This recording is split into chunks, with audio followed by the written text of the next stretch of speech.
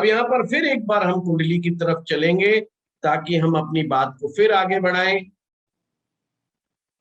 ये सारी लड़ाई किस चीज की है? जब हम कुंडली को देखते हैं तो हमारा जो फर्स्ट हाउस है वो सेल्फ का है, या मैं कहूं ये मैं शब्द का है, और अष्टम भाव उसी का अपोजिट है, उसी की विकृतियां हैं। विकृत रूप है ये, फर्स्ट हाउस का विकृत रूप है, या बीमार है फर्स्ट हाउस का। तो हमने क्या समझा? फर्स्ट हाउस की जो विकृतियां हैं वो अष्टम में छप समा गई है। जब से हम पैदा हुए हमें एहसास कराया जा रहा है भय का, फियर का। ऐसा करोगे तो वैसा होगा, ऐसा करोगे तो वैसा होगा। हमारी लगातार ट्रेनिंग मिल रही है हमें फियर के बारे में, हमें लगातार नॉलेज मिल रही है फियर के बारे में। अब इसका मतलब क्या है? अगर हम मैं को हटा दें तो अष्टम भाव अपने आप सॉर्ट आउट। मैं का मतलब इंडिविजुअल शब्द से है। अगर कोई व्यक्ति कहता है मैं सिद्ध हो गया, अगर कोई कहे व्यक्ति कहता है मैं एनलाइटेंड हो गया, बस ये मैं जो शब्द है ये ही अष्टम को क्रिएट करता है। इंडिविजुअल और सारी लड़ाई, चाहे हस्बैंड वाइफ की लड़ाई है, पिता पुत्र की लड़ाई है, आपको किसी से भी समस्या है, वो इंडिविजुअलिस्टिक लड़ाई है, इंडिविजुअल होने की लड़ाई है। अगर हम इंडिविजुअल की तरफ ना देखें तो सारे रोग, सारी समस्याएं हमारी समाप्त होगी। तो एक तो भय को खत्म करने की ये टेक्निक कि मैं को खत्म करेंगे तो भय खत्म होगा, मैं को खत्म करेंगे तो भय खत्म होगा। अब आगे बढ़ते हैं। वैसे तो एक सब कैटेगरी और बनाई गई है ऋत्विक गुरु की, जो दीक्षा गुरु का ही उप कैटेगरी है, पर हम उसमें नहीं जाएंगे। ऋत्विक गुरु का छोटा सा महीना बता दूं मैं आपको। इसका मतलब होता है जो गुरु दीक्षा, जो दीक्षा गुरु होता है उसकी जगह वो भी दीक्षा दे सकता है, पर परमिशन के साथ। गुरु दीक्षा गुरु की परमिशन के साथ वो भी दीक्षा देने के लायक होता है, उसे ऋत्विक गुरु कहते हैं। और उस पे हम ज्यादा नहीं जाएंगे। हाँ मैं सॉरी भूल गया। दीक्षा गुरु कैसे देखा जाएगा, इसको देखने की बहुत सारी टेक्निक है। First of all, D20 chart के पंचम भाव के आरूढ़ लगन से, पंचम भाव के आरूढ़ लगन से भी दीक्षा गुरु पता लग सकते हैं। और इतने उसमें नहीं जाना तो सिंपल याद रखें, थर्ड हाउस, D20 चार्ट का थर्ड हाउस, उससे भी हमें गुरु दीक्षा का पता लगता है।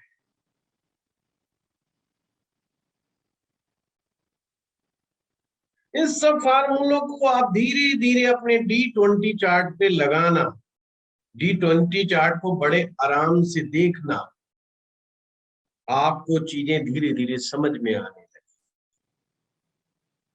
अब तीसरे पर चलते हैं हम, जिसे हम चित्त गुरु कहते हैं।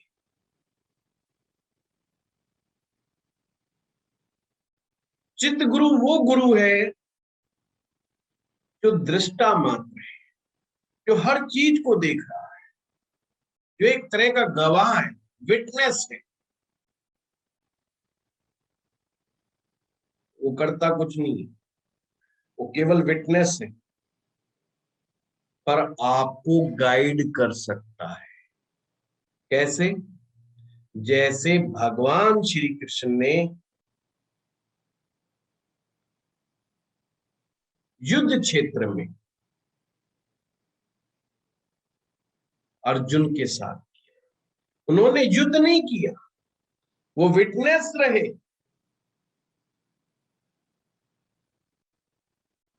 दृष्टा की तरह बने रहे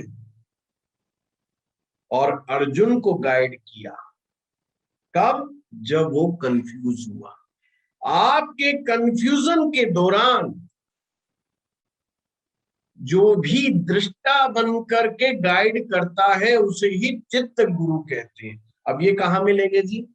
अर्जुन को तो मिल गए थे, पर हर इंसान के पास एक चित्त गुरु परमेश्वर ने ऑलरेडी भेजा। वो कौन है? हमारी आत्मा।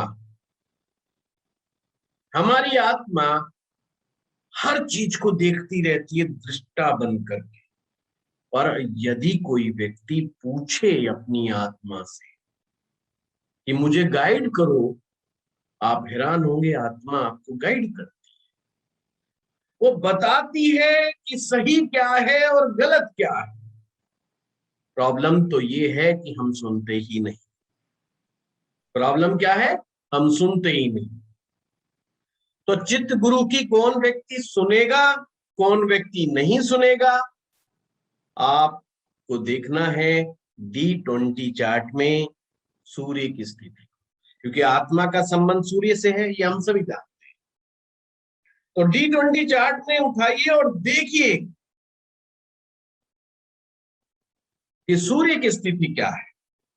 अगर सूर्य की स्थिति धर्म त्रिकोण में है या धर्म त्रिकोण राशि में है, धर्म त्रिकोण 1, 5, 9 और वही 1, 5, 9 राशि। अब ये जरूरी नहीं कि वो कहीं पर भी राशि है, बनी हुई है कहीं पर भी। अगर उनमें सूर्य बैठा हुआ है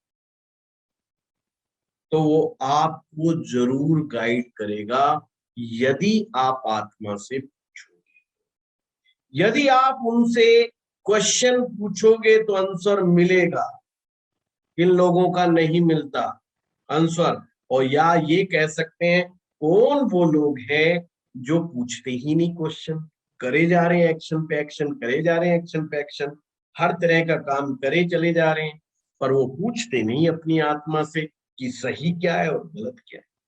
वो ये मानते हैं कि हमें भी पता है ना सही क्या है गलत क्या है, और पता होते हुए भी गलत एक्शन पे एक्शन करते चले जाते हैं। उनका सूर्य की स्थिति D20 चार्ट में या तो पाप ग्रह के साथ होती है या 6, 8, 12 में होती है। अच्छा ध्यान रखिएगा, D20 चार्ट में दृष्टि संबंध का बहुत बड़ा खेल है। इसमें भी योग लगते हैं, पर योग कुछ ही योग लगते हैं।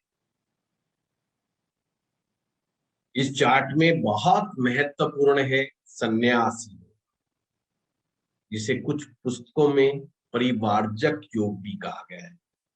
मोंक बनने के योग, साधु सन्यासी बनने के योग, तपस्या का योग, आराधना करने का योग, लक्ष्मी नारायण योग, लक्ष्मी योग।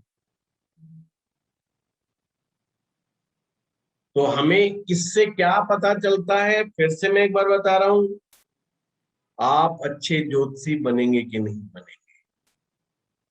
क्योंकि अच्छा जो ज्योतिषी कहां से आ रहा था? अष्टम भाव से।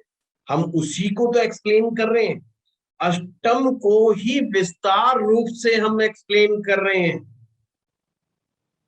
पर सॉल्यूशन के साथ। हम यहाँ सॉल्यूशन भी ढूंढ रहे हैं। तो नंबर 1, क्या हम अच्छे ज्योतिषी बनेंगे कि नहीं, ये भी D20 चार्ट डिसाइड करेगा। हमारी खोज, जो हर व्यक्ति की खोज, परमात्मा की जो खोज है, वो हमें मिलेगा कि नहीं। अब मिलता कुछ नहीं, ऐसा नहीं कोई प्रकट हो जाता है, प्रकट कुछ नहीं होगा। That's a matter of realisation. जब आप खुश होते हैं, जब आप संतुष्ट होते हैं, वही गॉड रियलाइजेशन है। क्या हम आत्म संतुष्टि जब प्राप्त कर लेते हैं, वही परमात्मा का रियलाइजेशन है। हम अपने भयों से मुक्त होंगे कि नहीं, ये चीज भी D20 चार्ट पर। चलिए पहले भय से मुक्ति की ही बात कर लेते हैं। कैसे पता करें हम? एक और तरीका है अपने भय से मुक्ति का, वो है जब भी कोई व्यक्ति लव और कंपैशन में होता है, यानी कि जो भी व्यक्ति प्रेम में डूबा हुआ होता है वो भय रहित होता है। इसीलिए तो प्रेमी कहता है आकाश में से तारे तोड़ लाऊं, है तेरे घर में घुस जाऊं, टांग तुड़वानी मंजूर, मरना मंजूर है। और जब आदमी प्रेम में नहीं होता कहता पिटना है क्या है, वो पिटने से भी डरता है, वो बदनामी से भी डरता है, वो हर चीज से डरता है। पर जो प्रेम में होता है, ना वो धर्म से डरता, ना वो मजहब से डरता, ना वो सोसाइटी से डरता, वो किसी चीज से नहीं डरता। तो भय से मुक्ति के लिए प्रेम बहुत बड़ी चीज है। और प्रेम दो तरह से होता है, इंसान से या परमात्मा से। तो आपको देखना होगा D20 चार्ट में आपका पंचम भाव कितना स्ट्रॉन्ग है। फिर से बोल रहा हूं, D20 चार्ट में पंचम भाव कितना स्ट्रॉन्ग है।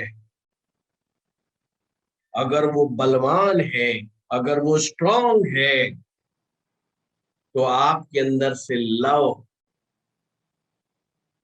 इतना होगा तो ऑटोमेटिक आपका कनेक्शन किसी पावर से होगा, आपका कनेक्शन किसी शक्ति से होगा। आप इतना प्रेम करेंगे उससे, आप खो जाएंगे और भय मुक्त हो जाएंगे। ये वही स्थिति है जब रामकृष्ण परमहंस हो गए मां काली के प्रेम में और हो गए भय मुक्त। उनको कैंसर भी है तो उनको डर नहीं लग रहा है, वो भय रहित हैं। यहां तक कि केवल मात्र एक प्रार्थना करने के लिए कहा जाता कि मां काली से प्रार्थना ही कर लो कि कैंसर ठीक हो जाएगा। मां काली तो रोज प्रकट होती हैं आपके सामने, पर वो मां काली के सामने जाता है तो भूल जाता है, इतना प्रेम में खो जाता है कि पूछो मत।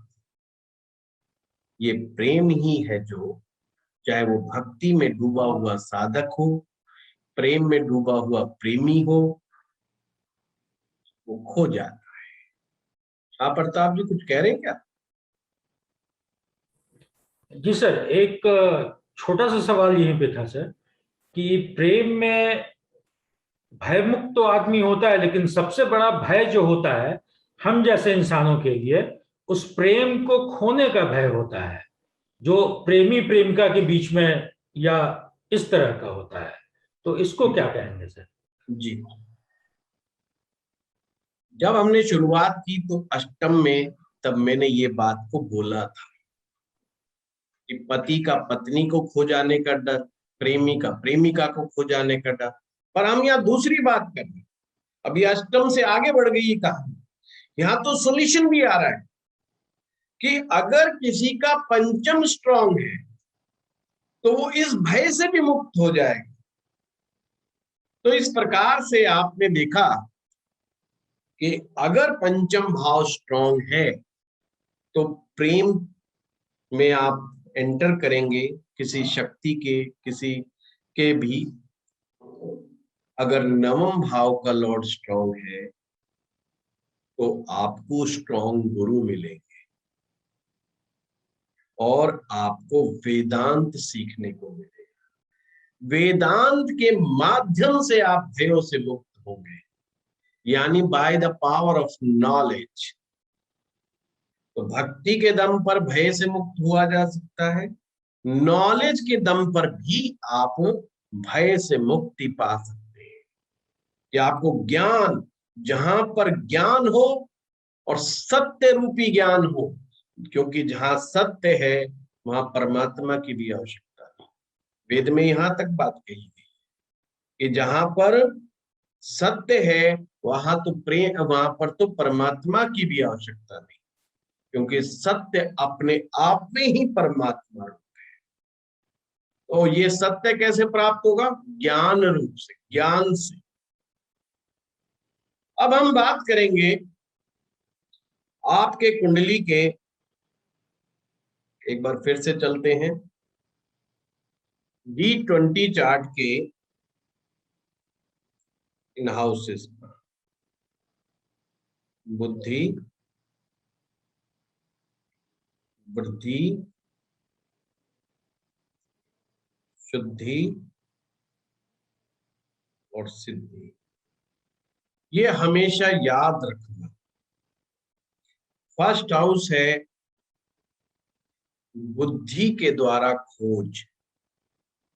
सबसे पहले हम किसी भी चीज में प्रवेश करते हैं तो बुद्धि के माध्यम से ही प्रवेश करते हैं, चाहे वो कोई भी क्षेत्र, परा क्षेत्र हो या अपरा क्षेत्र हो, हम बुद्धि के साथ ही प्रवेश करते हैं।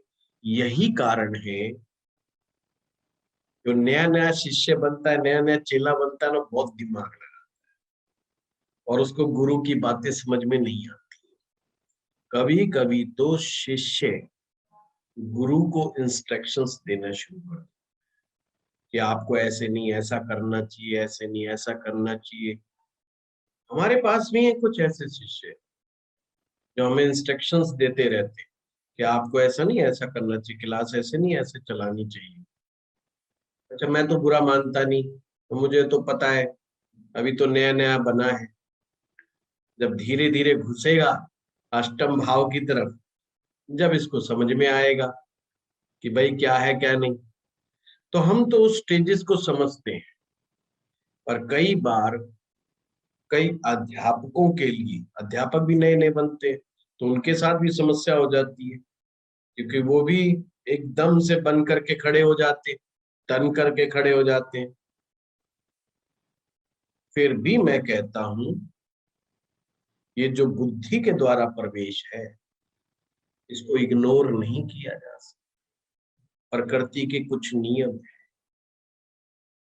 तो जब भी आदमी फर्स्ट टाइम D20 चार्ट में घुसेगा, वो बुद्धि के द्वारा ही घुसेगा,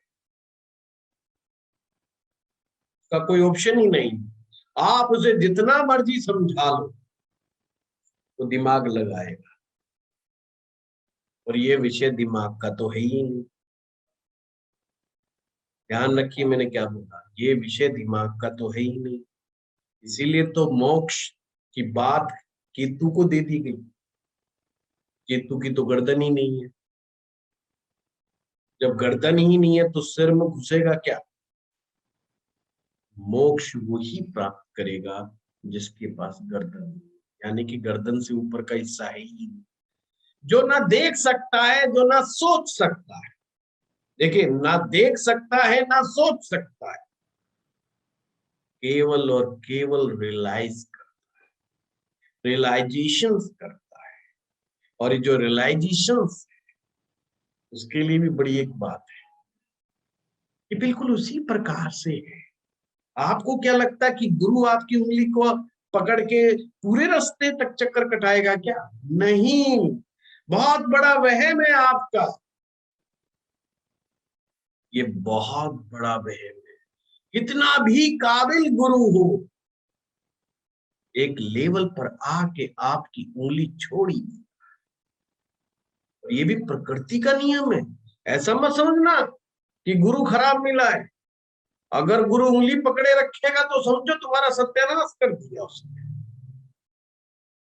क्योंकि आपको डिटैचमेंट भी तो दिखानी है उसमें। अगर आप गुरु के साथ इतना अटैच हो गए, फिर मोक्ष कहां मिलेगा? तो एक लेवल तो आएगा ना। मोक्ष वो स्थिति है जब आपके सारे अटैचमेंट खत्म हो जाए इस संसार से। जितने भी सांसारिक अटैचमेंट है, इवन आपका अपने मंत्र से अटैचमेंट खत्म हो जाए, आपके देवता से भी अटैचमेंट खत्म हो जाए, आपका अपने गुरु से भी अटैचमेंट खत्म हो जाए। जब आप टोटली डिटैचमेंट फ्री हो जाते हैं, जब आप सारे डिटैचमेंट्स आप पा लेते हैं, हर तरह से आप कहते हैं मैं टोटली फ्री, वही आपको मोक्ष मिलता है, जब आप विचारों से भी मुक्ति पा लेते हैं। और ये जब होगा जब आपकी ये खोपड़ी नहीं होगी।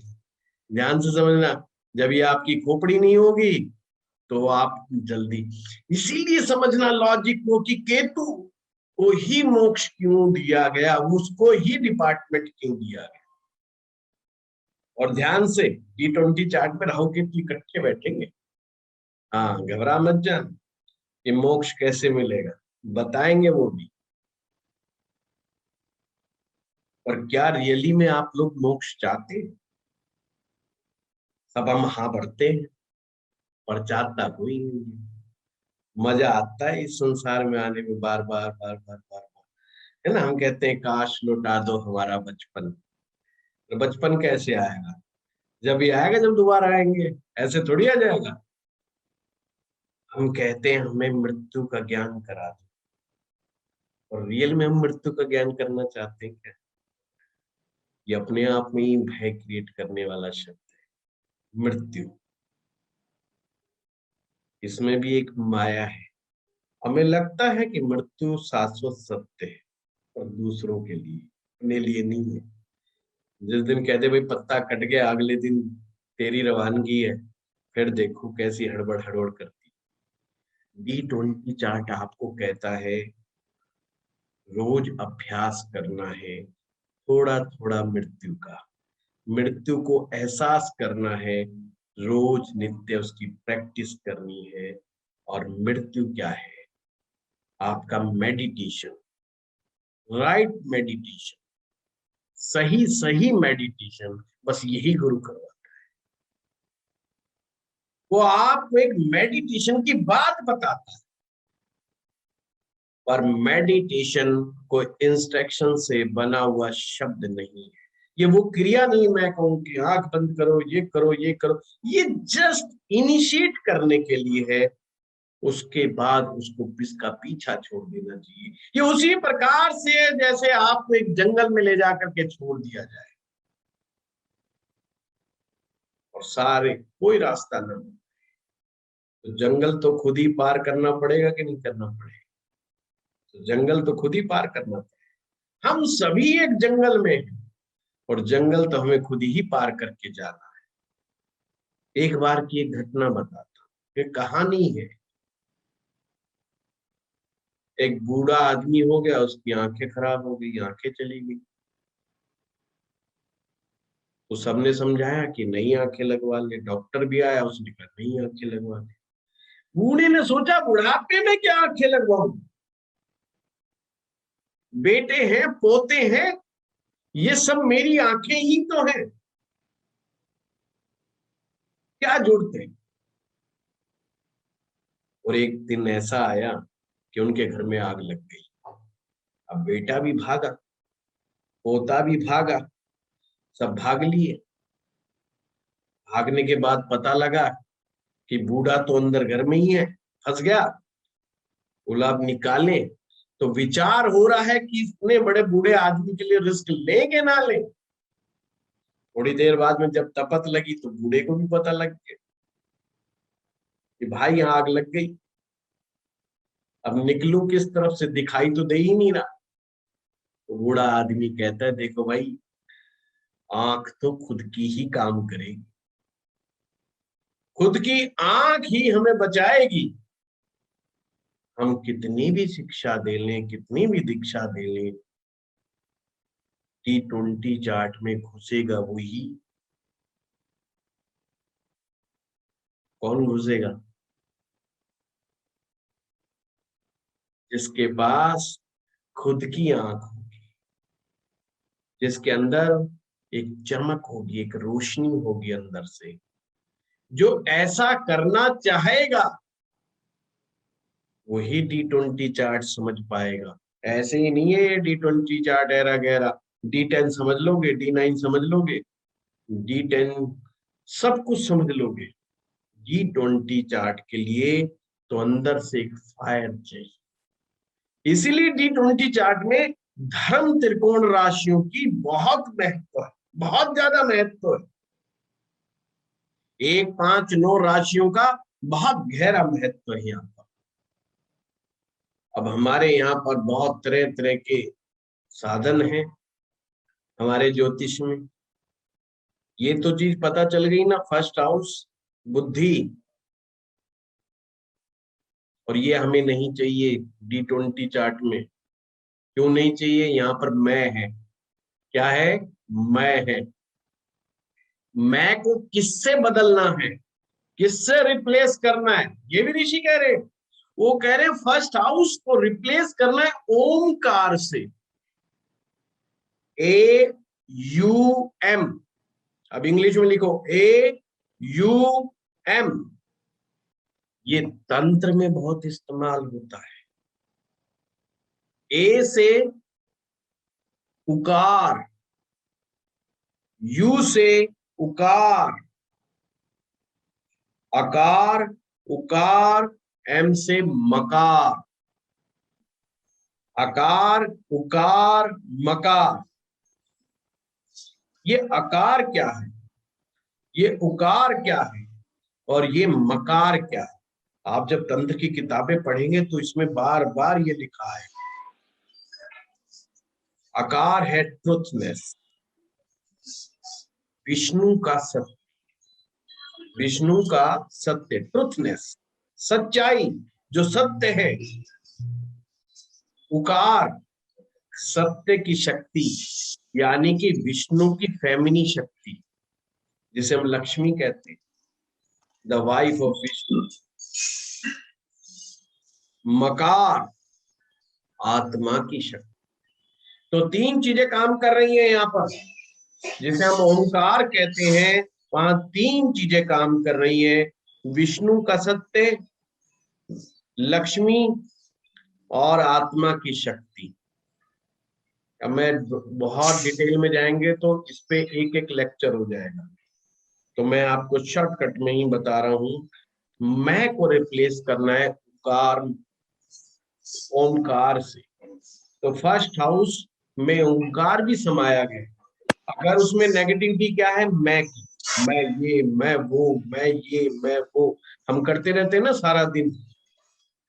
मैं सक्सेसफुल, मैं ये, मैं यूं कर दूंगा, मैं वो कर दूंगा, वो मैं, और फिर हम डरते रहते हैं, अगर ऐसा नहीं कर पाए तो क्या होगा, अगर ऐसा नहीं हुआ तो क्या होगा। तो वो अष्टम में अकुमुलेट किया जाता है। और वैसे हम ज्योतिष में कहते हैं ये तो निज दोष है, आपके खुद के दोष है।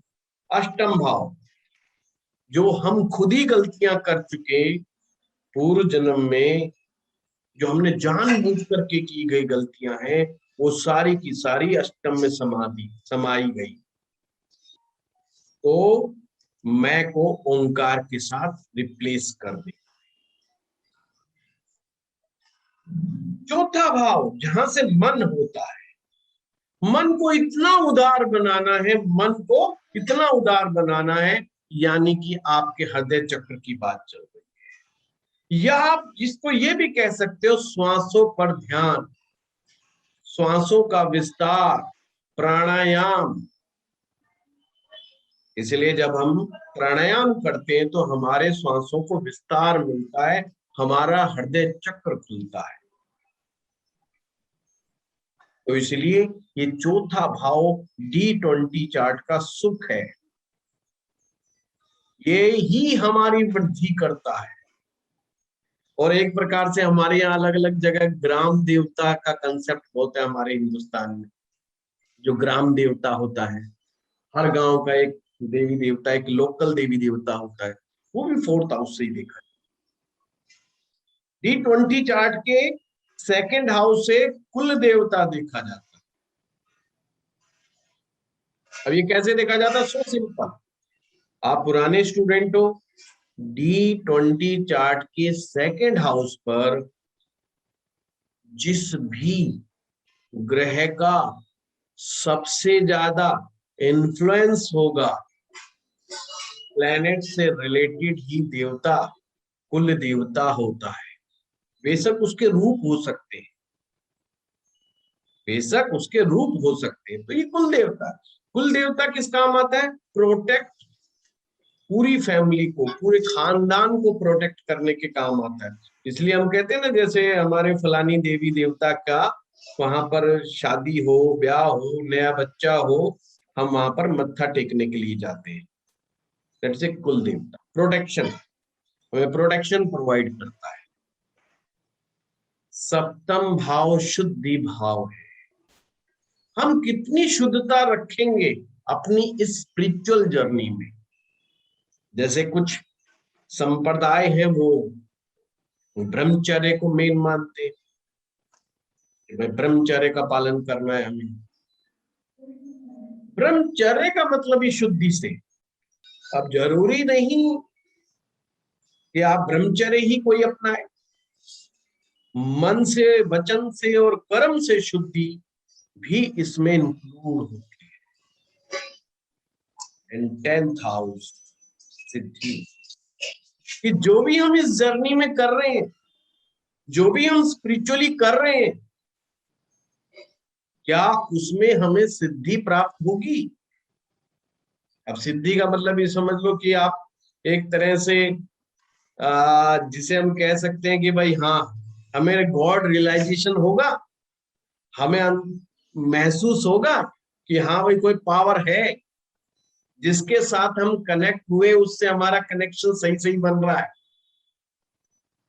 हमें हमेशा लगता है कि हमें सपोर्ट मिल रही है। क्या हमारा भय समाप्त हो रहा है जिस प्रैक्टिस में भी हम जा रहे हैं। वो बात आपको 10th हाउस से पता चलेगी, सिद्धि से। सिद्धि हमें दशम से मिलेगी। और अष्टम भाव में समाधि होती है, 12वें में मोक्ष होता है। छठा हमारे लिए बाधाएं, और उस बाधाओं को कैसे पार जाना है, मेडिटेशन के थ्रू। जितना मेडिटेशन करेंगे उतना ही हम छठे की बाधाओं को खत्म कर पाएंगे, समाप्त कर पाएंगे।